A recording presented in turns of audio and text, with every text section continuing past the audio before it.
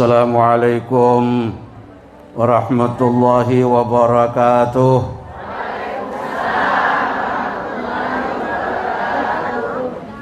Alhamdulillahi rabbil alamin, wal aqibatu lil muttaqin. Allahumma salli ala sayyidina Muhammadin wa ala alihi wa ashabihi ajma'in, amma ba'd.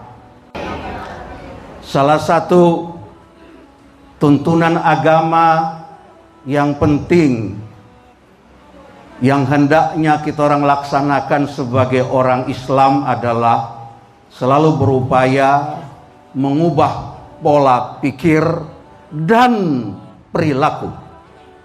Pola pikir dan perilaku harus selalu diupayakan untuk diperbaharui, diperbaiki supaya kita orang mengalami kehidupan yang lebih baik dan lebih maju. Bahkan dalam satu hadis Nabi menuntun kita supaya selalu memperbaharui iman. Jaddidu imanakum biqauli la ilaha illallah. Perbaharuilah imanmu dengan senantiasa mengucapkan la ilaha illallah. Agama ajar bagi kita orang semua, siapa yang pada hari ini lebih baik dia dari hari kemarin, maka dia adalah orang yang beruntung. Siapa yang pada hari ini dia sama dengan hari kemarin, maka dia adalah orang yang rugi. Siapa yang pada hari ini dia lebih buruk dari hari kemarin, maka dia adalah orang yang celaka. Supaya tak jadi orang rugi apalagi celaka dan jadi orang beruntung, maka upaya perubahan pola pikir dan perilaku harus senantiasa kita orang lakukan. Innama bu'ithtu liutammima makarimal akhlaq. Beberapa di antaranya insyaallah saya kasih tahu, saya sampaikan pada kesempatan ini, mudah-mudahan ada manfaat. Pertama, mengubah perilaku dari perilaku suka lupa orang pi baik, perilaku suka lupa orang pi jasa, perilaku tara tahu berterima kasih, kepada perilaku selalu ingat orang pi kebaikan, selalu ingat orang pi jasa, dan suka berterima kasih. Memang manusia ini pi sifat gampang lupa orang pi baik, betul? Tong manusia ini pi satu sifat buruk di dalam diri,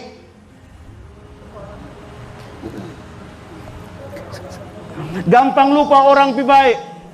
Mudah-mudahan semua anggota majelis di kota Ternate terada yang pi sifat seperti itu. Amin.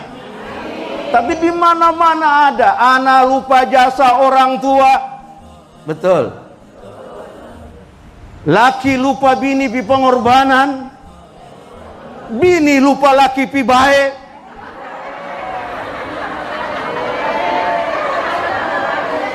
Fael. Saya ingat sekali dulu waktu Abah Haji Taib Armain jadi gubernur. Banyak sekali orang baroi di sekitar beliau. Model bifi baroi gula. Saya tahu sekarang ini Abah Haji, apa dorang yang dulu baroi di sekitar Abah Haji, dan banyak yang dari dorang itu kaya raya karena jabatan yang diberikan kepada dorang itu. Apakah masih ingat apa itu kata rada? Wallahu a'lam. Memang bifi itu cari gula. Mentalitas bifi itu kalau ada gula dia suka. Kalau gula sotarada, bifi me hilang. Kalau kuang bifi,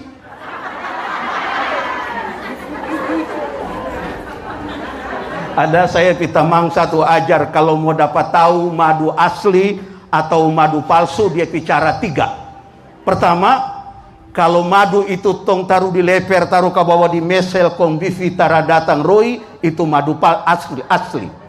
Madu asli. Kedua, kalau madu itu kasih masuk dalam kulkas kong dia tara beku, itu berarti madu asli.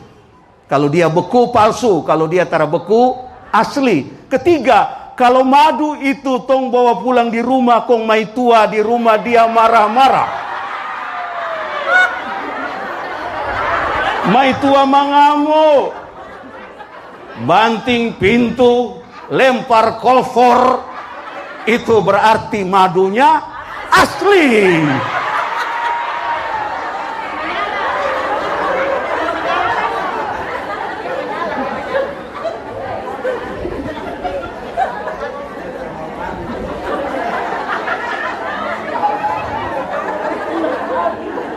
Padahal madu kan manis ya ibu.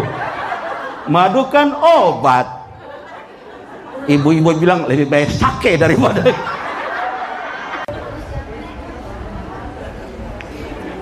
Hadis Nabi riwayat Imam Ahmad dari Aisyah radhiyallahu anha.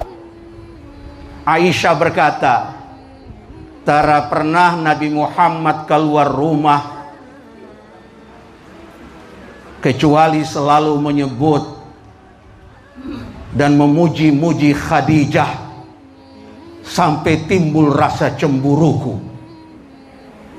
Lalu aku berkata, wahai Rasulullah, bukankah Khadijah itu cuma seorang perempuan tua? Bukankah Tuhan telah diberi ganti yang lebih baik dari Khadijah?" Nabi marah. Begitu tahan marah Nabi sampai Nabi pi ujung rambu bagian muka bergetar. Nabi mengatakan, tidak, demi Allah, tiada seorang pun yang bisa menggantikan Khadijah. Aku tidak diberikan seseorang yang bisa menggantikan Khadijah. Dia yang pertama beriman ketika semua orang kafir kepadaku. Dia yang pertama membenarkanku ketika semua orang mendustakanku. Dia yang mengorbankan harta ketika orang lain tidak mau memberi. Dan dari dialah aku mendapatkan anak, apa yang tidak aku dapatkan dari istri-istriku yang lain. Khadijah memang statusnya janda, 2 kali janda.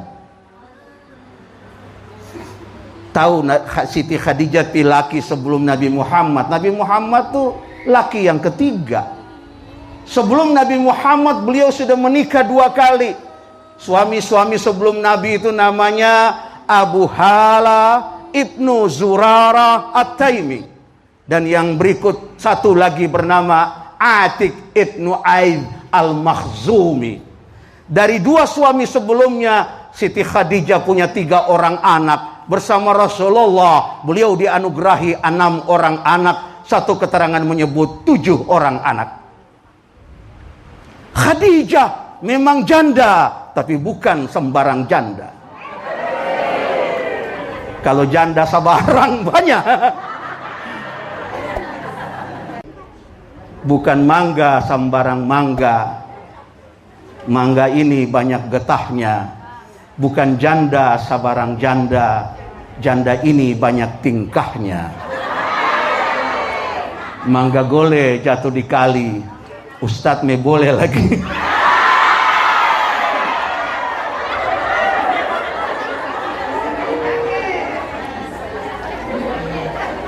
Suatu ketika Aisyah radhiyallahu anha berkata kepada Fatimah, putri Nabi.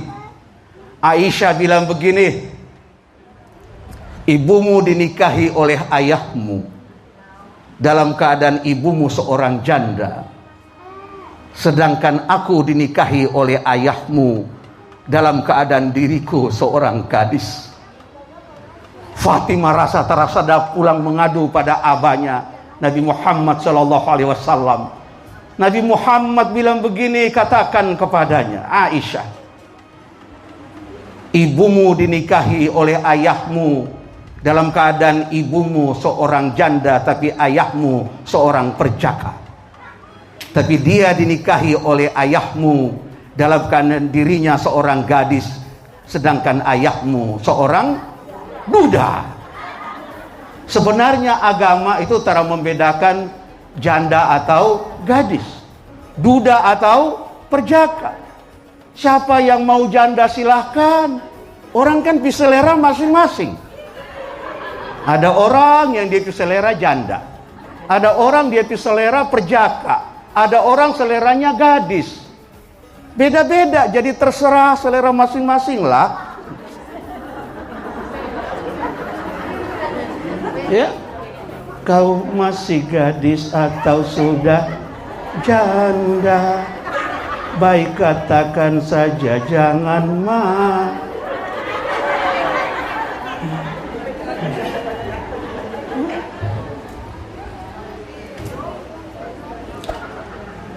Khadijah itu janda, tapi tadi saya bilang bukan sabarang janda. Beliau janda, umurnya lebih tua dari Nabi, tapi ketika menikah dengan Nabi, beliau adalah orang yang di tengah masyarakat Mekah digelari putri Mekah. Mengapa putri Mekah? Karena kecantikannya, kebangsawanannya, dan kekayaan yang dimilikinya. Ketika menikah dengan Nabi, Khadijah di kekayaan banyak sekali. Doi, dinar, dan dirham yang sangat banyak. Rumah-rumah dan tanah yang luas.